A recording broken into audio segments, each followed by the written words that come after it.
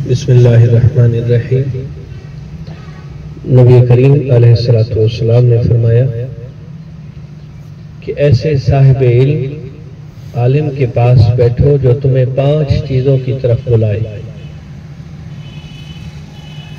जो तुम्हें शक से यकीन की तरफ बुलाए, रियाकारी से खुलूस नीयत की तरफ बुलाए, दुनिया की ख्वाहिश से ज़ुहद और तकवा की तरफ बुलाए, दुश्मनी से खैर खाही की तरफ बुलाए और तकब्बुर से आजिज़ी इनकिसारी की तरफ बुलाए।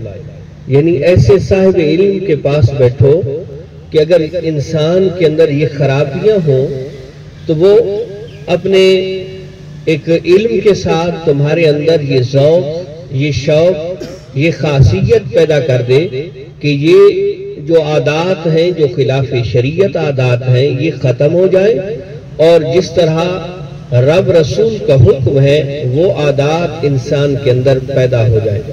अल्लाह करीम हम सबको अमल की तौफीक अता फरमाए। अस्सलामु अलैकुम व रहमतुल्लाह।